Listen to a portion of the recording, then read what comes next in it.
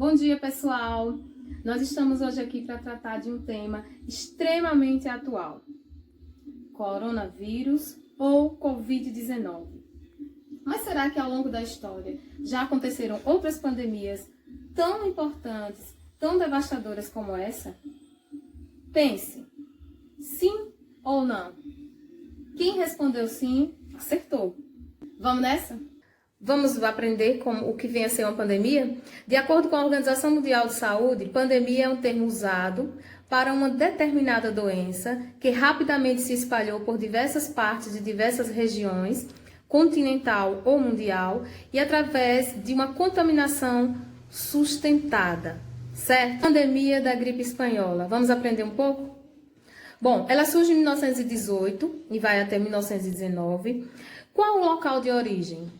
A princípio, os estudiosos começaram a pesquisar e somente em 1930 é que começou-se a sair estudos explicando a origem, uma das possíveis origens da gripe espanhola. Seria possivelmente nos Estados Unidos, certo? No estado de Kansas, e a outra versão também que coloca na China. No entanto, devido à grande censura na época, por estarmos em um período de guerra, 1918, vamos relembrar, é o período do final da Primeira Guerra Mundial, que vai de 1914 a 18. O fato do mundo estar em guerra, né, a Primeira Grande Guerra Mundial, a Europa e vários países da Europa que estavam em luta promovem censuras. Os jornais não vão poder divulgar.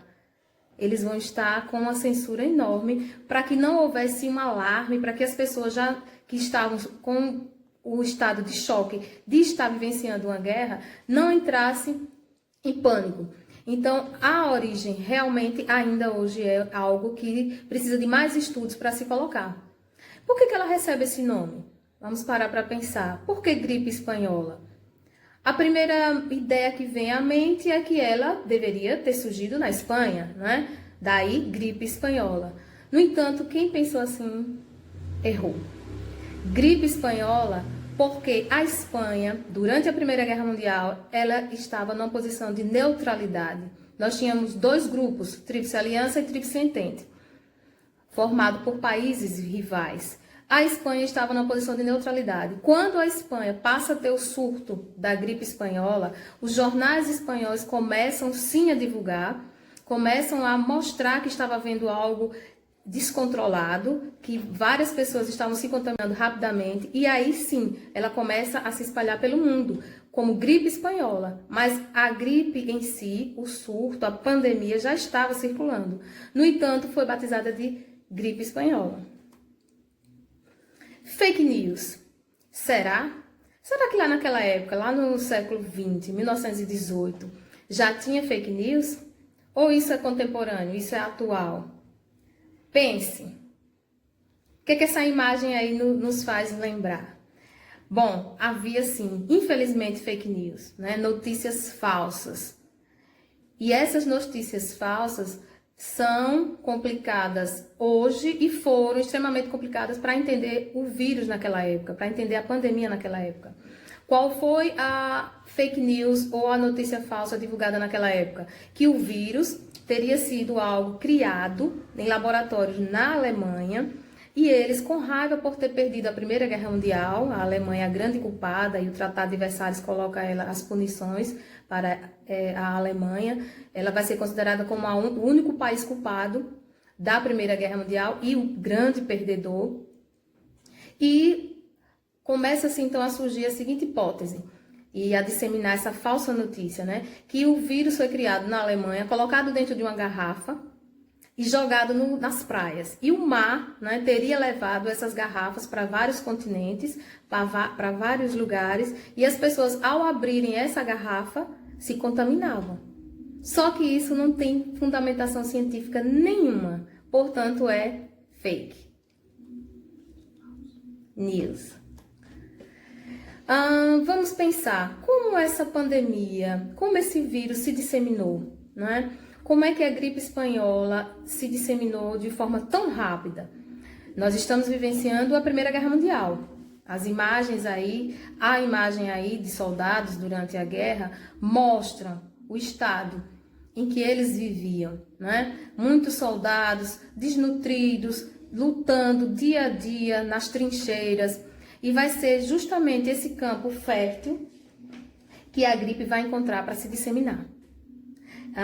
Os soldados, por estar com baixa imunidade, vão ser alvos fáceis do vírus.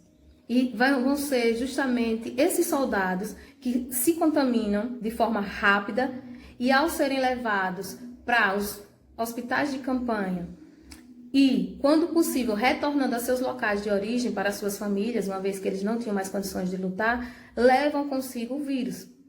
Há comuns, então não se deu tanta importância. A partir do momento que a mortalidade foi aumentando e os médicos começaram a perceber que não tinha controle, aí sim a atenção foi dada maior.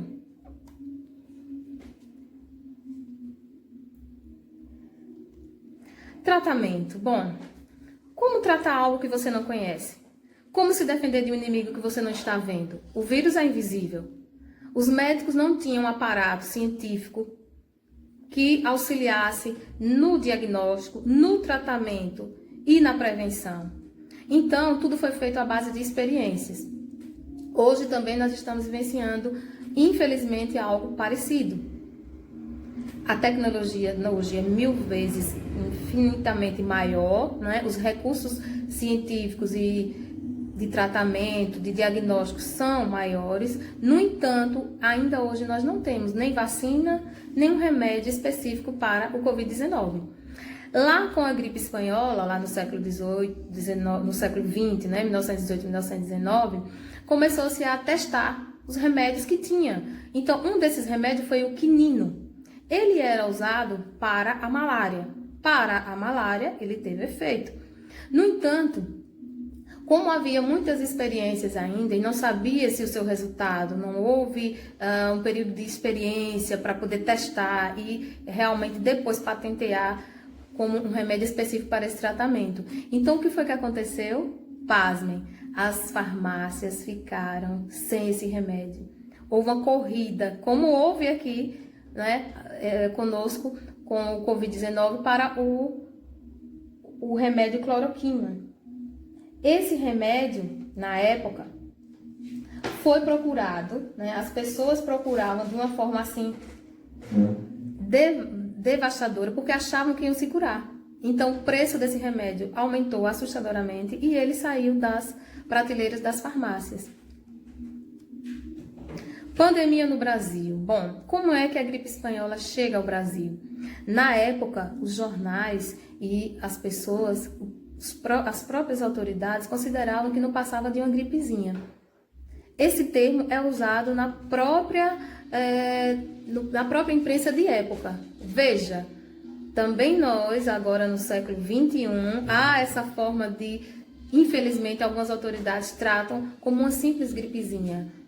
Algo que é muito sério. Então era chamada de limpa-velhos. Por quê? Porque como se tratava de uma gripe, né, a princípio, uma simples gripe, o que é que a comunidade geral pensava? Quem vai morrer, os que serão mais afetados serão os velhos, os idosos. No entanto, se mostrou totalmente contrário. A doença chega ao país a bordo do navio inglês SS Demerara, é uma espécie de correios britânicos. No dia 17 de setembro de 1918, esse navio chegou com a tripulação contaminada e passou livremente pelos portos de Recife, Salvador e Rio de Janeiro, repleto de doentes.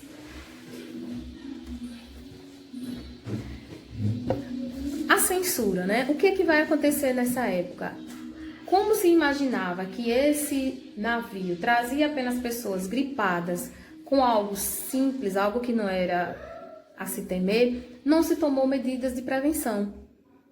Somente quando começaram a haver casos de morte, somente quando começaram a perceber que o número de pessoas contaminadas estava aumentando de forma avassaladora, aí sim foi dado o cuidado maior. O diretor-geral de saúde da época, o Carlos Redd, dizia que não era preciso, não era necessário se preocupar. Essa Gazeta de Notícias, o Rio é um vasto hospital, é da época, é uma fonte histórica que nós utilizamos para comprovar realmente a veracidade dos fatos, mostrando O povo sofre os horrores da exploração, não há médicos, não há remédios. Quando a gente compara com o estado, infelizmente, do Amazonas, Manaus está hoje num estado, como o termo mais apropriado agora é o lockdown, né? Infelizmente. Tivemos uma vítima fatal ilustre, né? O presidente Rodrigues Alves, eleito, não tomou posse. Ele vai falecer em janeiro de 1919. E aí é um choque, né? O próprio presidente vai ser contaminado com a gripe espanhola e vem a falecer. Então as autoridades passam a dar uma atenção maior a essa gripe, a essa pandemia. A gente pede a Deus, né, que tenhamos um momento de reflexão. Esse momento vai passar.